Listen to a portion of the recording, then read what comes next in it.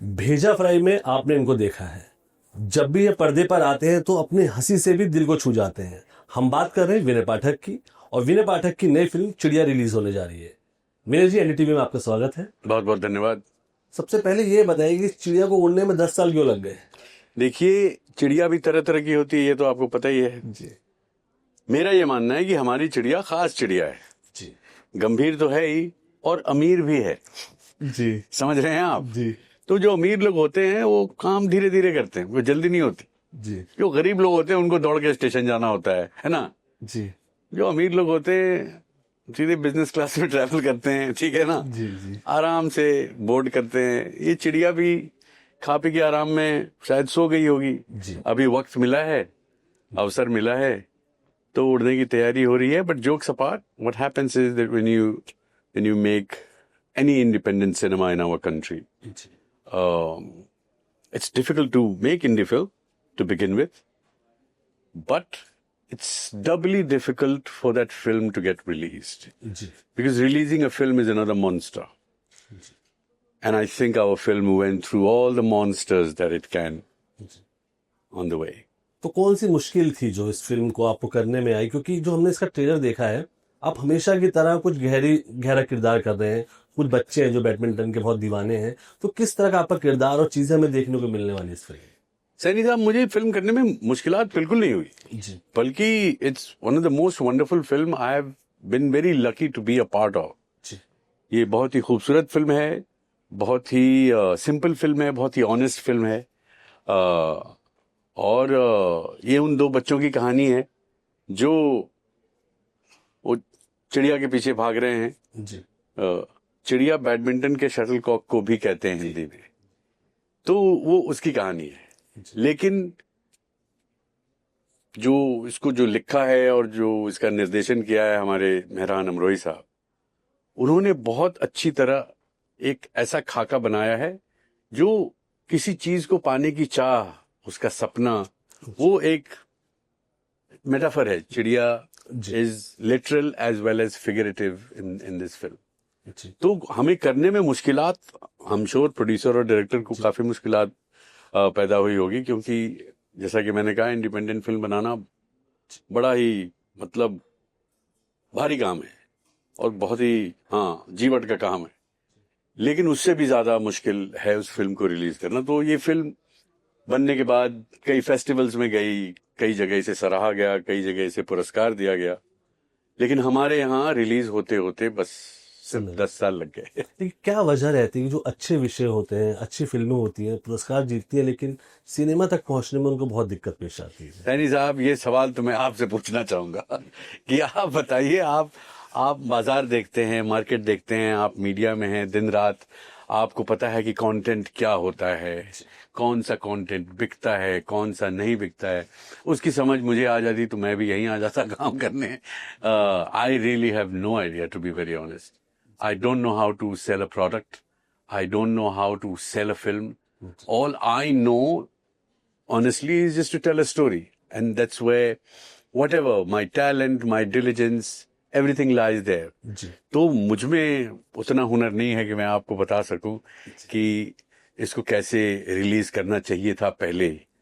हमारे प्रोड्यूसर साहब शायद बता सके, या हमारे डायरेक्टर साहब शायद बता सके। But no, it beats me. I've been working for the last 25-30 years.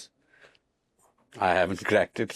लेकिन आपने, अगर हम बॉलीवुड को देखें या फिर हिंदी सिनेमा को देखें, क्योंकि बॉलीवुड आपको पसंद नहीं है, हिंदी सिनेमा को देखें, तो इस तरह की फिल्में, जो अच्छी फिल्में होती हैं, इस तरह से धक्के खाती हैं, टाइम लगता है उनको रिलीज करने में। लेकिन यही वजह है क्या जो हिंदी सिनेमा पिछले कुछ समय से बॉक्स ऑफिस पर ना अच्छा कर पा रहा है और ना ही दर्शकों के दिलों में उतर पा रहा है?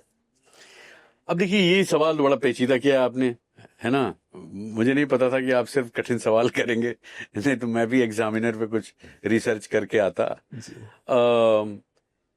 इसका जवाब भी मेरे पास नहीं है। मैं अटकलें लगा के एक अच्छा सा नाइस इंटेलिजेंट साउंडिंग जवाब दे सकता हूं आपको, लेकिन ये क्यों होता है ये सचमुच मुझे नहीं पता। जी कि जो फिल्म धक्के खाती है या उसको रिलीज होने में इतने मुश्किलात पैदा होते हैं, वो क्यों खाती है धक्के? शायद पैसे की कमी की वजह से, शायद, या जो फिल्म को भारी तरीके पे रिलीज करने के लिए, खासकर एक इंडिपेंडेंट सिनेमा को वो सपोर्ट नहीं मिलता है जो कि मिलना चाहिए। मेरा ऐसा मानना है जी कि जैसे मैं एग्जांपल दूंगा कि एक पत्रिका है, जैसे आपका चैनल एक पत्रिका है, जी तो यहाँ हर तरह के प्रोग्राम होते होंगे, है ना?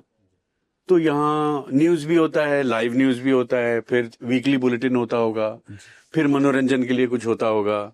हम एक अच्छी मैगजीन उठाते हैं तो उसमें सब कुछ होता है ना, संपादकीय से लेके एडिटोरियल से लेके, फिर एक सेक्शन होता होगा उसमें किताबों की बात होती होगी या एंटरटेनमेंट की बात होती है।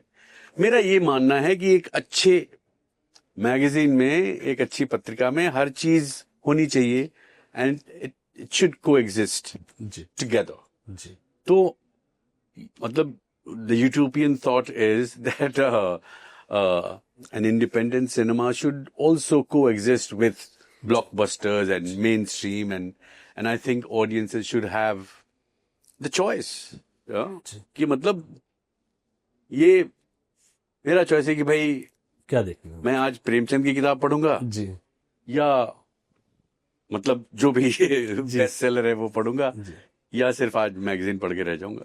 जी। अगर हम देखिए, अगर अभी 2025 की बात करें तो सिर्फ 2 फिल्में हैं जो हिंदी सिनेमा की अभी तक बॉक्स ऑफिस पर कमा सकी हैं। ठीक है, बताइए, मुझे तो पता ही नहीं है। एक छावा है और दूसरी रेड 2 है, क्या जो ने अगर पैसे के मामले में जी, कहे तो जी। अच्छा कमाया उन्होंने। जी तो क्या वजह है कि हमारा हिंदी सिनेमा 5 महीने में 2 फिल्में देता है, जबकि अच्छी कहानियां 10 साल से इंतजार करती हैं? सैनी साहब, अगर मुझे वजह पता रहती तो मैं किसी तरह से छावा का आपको भी, वजह पता है। मैं छावा का भी हिस्सा हो जाता और रेड 2 में भी मैं कुछ तो कर ही लेता। नहीं पता है वजह, शायद, या ये मेरी अकर्मण्यता है कि मैं जो हमारा main stream story telling style है, जी मैं उसके काबिल नहीं हूं, या वो तमीज शायद मुझ में नहीं है, क्योंकि हर लोगों की कहानी कहने की तमीज अलग है ना। हाँ। कोई एडिटोरियल लिखता है, कोई पीस लिखता है। लेकिन आप रब दे बना दे जोड़ी में थे ना, आपने शाहरुख खान को हीरो बना दिया था उसमें। हाँ, तो वो किरदार था ना सर, जी बात तो किरदार की है। जी तो मेरे लिए वो ज्यादा, मेरे लिए कहानी ज्यादा महत्व रखती है। अहमियत किरदारों की है, अहमियत कहानियों की है। जी मेरे लिए अहमियत ये नहीं है कि लागत किसकी कितनी बड़ी है, जी अहमियत कहानी की है अभी भी। जी जी जी। तो कोई एक ऐसा रोल जो आप थिएटर में तो करना चाहेंगे लेकिन बॉलीवुड में बिल्कुल नहीं करना चाहेंगे? हम थिएटर में कर रहे हैं, हम तो अभी भी करते हैं नाटक। अभी एक ऐसा रोल, अभी हम आपके शहर आने वाले हैं, आप आइए हमारा नाटक देख रहे हैं। कौन सा है?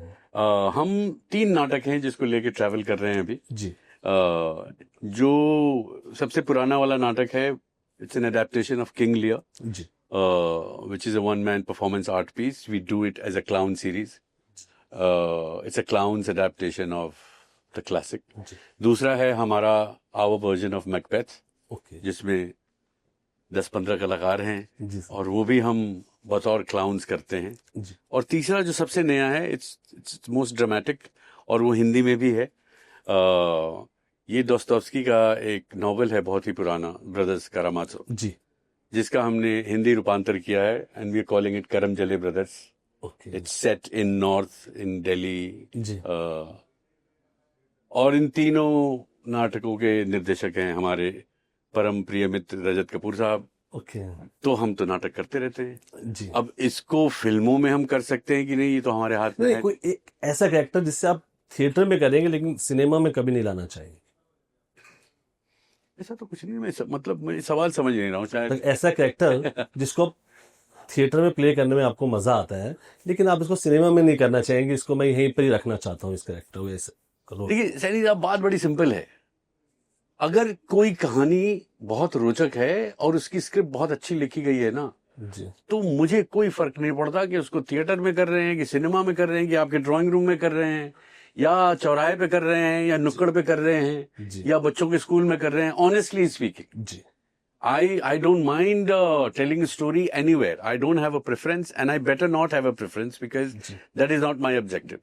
मुझे कहानी सुनाने में इस तरह का अवरोध नहीं होना चाहिए मुझे। जी मैं मतलब अच्छी कहानी है तो मुझे तो किसी भी प्लेटफॉर्म में करने में मजा आएगा। जी। अब हम बात करें आपकी एक फिल्म की, टोबा टेक सिंह उसका नाम है। जी जी। तो किस तरीके से मंटो तक किस तरह पहुंचे आप? मंटो तक पहुंचाने के जिम्मेदार हैं हमारे दोस्त श्री केतन मेहता साहब। जी वो जी के लिए बना रहे थे जिस फिल्म की बात आप कर रहे हैं। और नेशनल इंटीग्रेशन पे एक समय था कि बहुत सारे फिल्म मेकर्स काम कर रहे थे। आई थिंक वो सेंटेनरी थी, कुछ कुछ तो था, एकता मंच वाली कुछ बात थी। तो उन्होंने टोबा टेक सिंह वो बनाना चाहते थे और उस कहानी के थ्रू बहुत कुछ कहना चाहते थे, जैसे कि हर फिल्म मेकर चाहता है। जी। तो केतन और हम बहुत पुराने दोस्त हैं। हमारी शुरुआत में जब नया नया पहली बार मुंबई आया था तब से केतन हमारे दोस्त, लेकिन हमने कभी काम नहीं किया था साथ में। So he called me and he said कि आई थिंक वक्त आ गया है कि हम was wonderful working with Ketan. Deepa was producing it. फिर पंकज कपूर साहब उसमें उन्होंने टोबा टेक सिंह का रोल किया। जी। तो वो थी वो फिल्म जो अभी जी पे है, जी। लोगों को देखनी चाहिए। मंटो की कोई कहानी या कोई लाइन जो आपकी सबसे फेवरेट हो? कई कहानियां हैं मंटो की, कई कहानियां जी। मुझे बहुत पसंद हैं। जी। और उस ईरा के उस दौर के बहुत सारे लेखक हैं। जी। मंटो और इसमें चुगताई की बातें सब करते हैं, जी। लेकिन इसके अलावा भी मतलब अमृता प्रीतम ने जो हमारा पार्टीशन लिटरेचर पे जितना साहित्य रचा गया है उन दिनों में, जी। उसमें लेखक दोनों तरफ से थे और कुछ बहुत अच्छी रचनाएं हुई हैं। जी। कुछ दर्दनाक, कुछ ट्रेजिक, कुछ लाइट हैप्पी। जी। तो हैं उस दौर के ये सारे जो हमारे मॉडर्न राइटर्स, वो for me they're already legends जी। हैं, बहुत पसंद है। जी।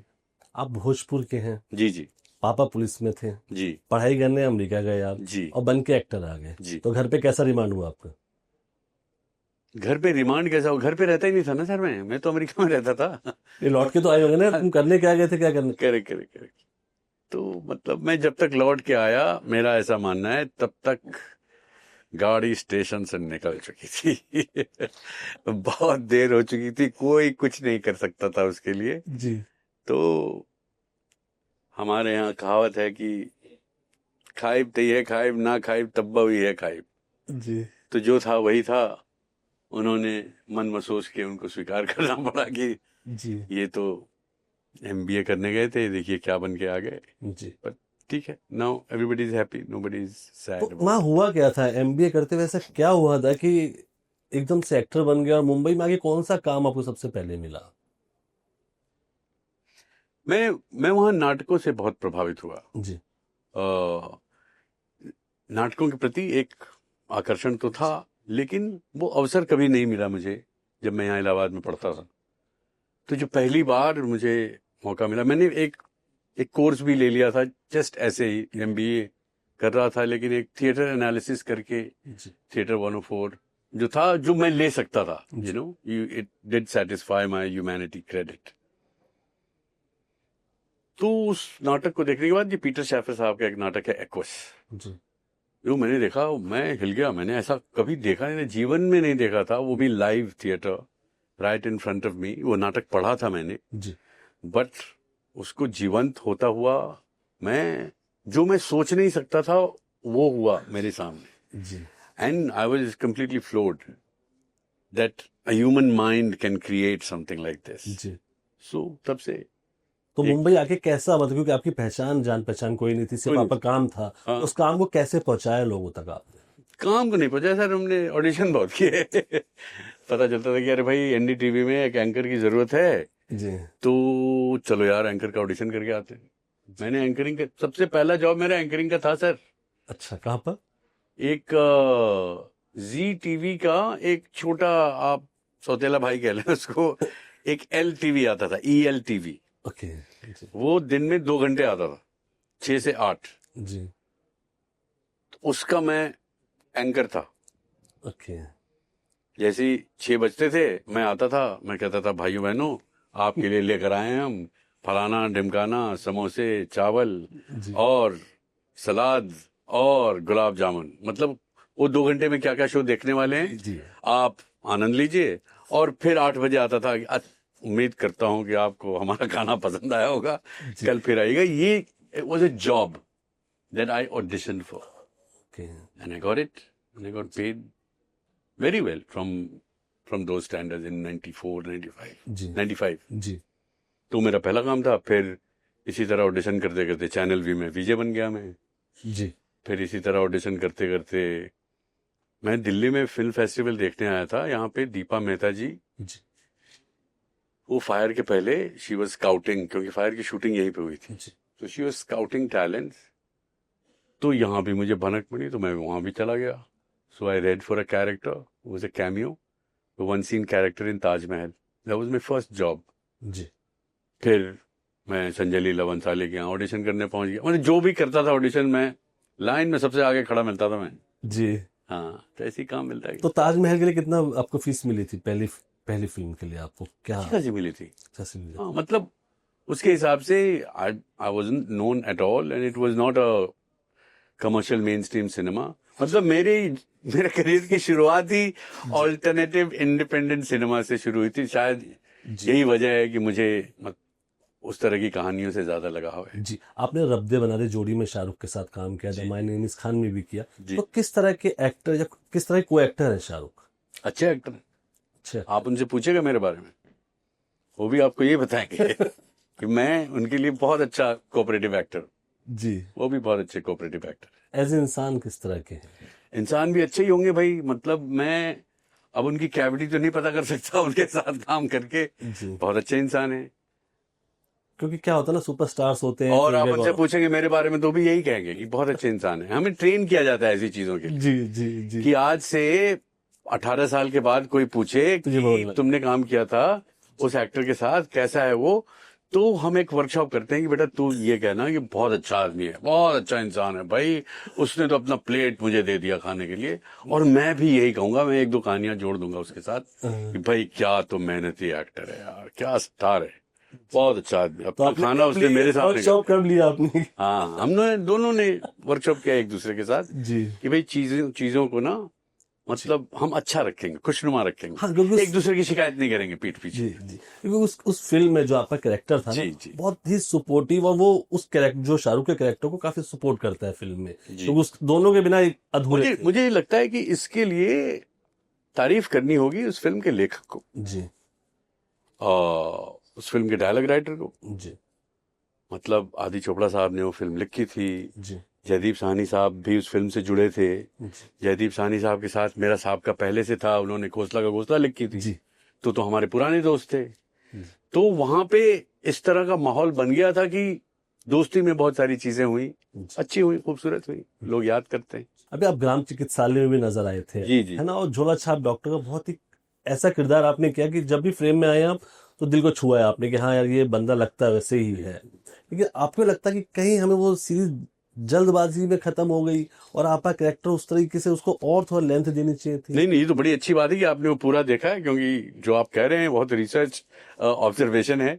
लेकिन वेब सीरीज की ये खासियत है कि हम एक कहानी को जी कितनी अच्छी तरह, कितने लंबे तरीके से या कितने छोटे तरीके से कह सकते हैं. जी तो हम तो यही कहेंगे अभी तो शुरुआत है जनाब, जी तो अभी तो उसका दूसरा सीजन भी आएगा. जी आप देखिए. जी जी अभी तो आपका मैंने सिर्फ कंठ गीला किया है, जी आपका पेट भी भरेंगे अगले सीजन में. जी जी जी, जी. क्योंकि उसमें जो आपका किरदार था और आपकी एक खासियत रही है ये कि आप जिस किरदार में उतरते हैं ना तो काफी समय तक याद रहता है. तो हम लोगों को यही लगा कि एकदम से कि क्या हुआ यार, ये तो कहाँ गए, हमें तो इन्हें और देखना था अभी ना. तो सैनी साहब, यहाँ मैं आपका थोड़ा सा, I don't want to cut you, कि हम कई बार ना कोई अच्छी चीज देखते हैं, उसकी तारीफ करना चाहते हैं, जी उसके लेखकों को हम भूल जाते हैं. जी कोई भी अच्छी चीज हो, आपने जितनी फिल्मों के साथ मुझे जोड़ा है, जी और यहाँ पे मैं चिड़िया को फिर से लेकर आना चाहूंगा कि जो कहानी लिखी गई है, उसका जो सृजनकार है, उसका जो क्रिएटर है, हमें सबसे पहले तमीज ये सीखनी पड़ेगी जी कि हमें अपने राइटर्स को वो आदर देना पड़ेगा, जी और आदर के अलावा वो पुश देना पड़ेगा, वो जगह देनी पड़ेगी जी कि राइटर्स क्रिएट करें नई चीजें. I think it's high time we need to not just acknowledge our writers but encourage them, क्योंकि उन्हीं की वजह से अच्छी चीजें हम देख पाते हैं, सुन पाते हैं, पढ़ पाते हैं। जी तो आई थिंक जो आपने ग्राम चिकित्सालय की बात की या मैं जो चिड़िया की बात कर रहा हूँ, जी उसकी खासियत उसका लेखन है। जी और उसके जो लेखक हैं उनको सबसे ज्यादा मुबारकबाद उनको देनी चाहिए जी कि आपने कुछ ऐसा कौतूहल क्रिएट किया है कि सब कि भाई क्या क्या समझ रहे हैं, ये क्यूरियोसिटी क्रिएट की हुई राइटर की है। राइट राइटर पहले क्रिएट करता है, जो किरदार जिस किरदार की बात कर रहे हैं आप, उसको क्रिएट उसने इस तरह से किया है कि उसने बनाया वो कौतूहल। तो मैं तो मतलब मैं सारे पॉइंट्स अपने भी पॉइंट दे देना चाहता हूँ जी राइटर्स को, क्योंकि मतलब खेलने का उड़ने का मजमून भी राइटर से ही मिलता है, जी ऐसा मेरा मानना है। जी। तो कोई ऐसा राइटर या डायरेक्टर जिसके साथ अभी आपने काम करने हंसता हो तो यार इसके साथ और थोड़ा सा काम कर ले। यार अभी तो आपने जो पूछा है उसमें तो मैं अपने दोस्त और अपने क्या कहेंगे को passenger crime partner Mehran Amrohi साहब का जिक्र करना चाहूंगा, जी क्योंकि इन्होंने आज से 10 साल पहले लिखी थी चिड़िया जी और बनाई भी सब चीजों से जूझ के, जी और आज भी वो इतनी फ्रेश है। प्रासंगिक। ये बहुत कमाल की बात है, क्योंकि मैं चीजों से मैं ही जल्दी बोर हो जाता हूँ, जी लेकिन वो आज भी उतनी ताजी है जितनी 10 साल पहले थी।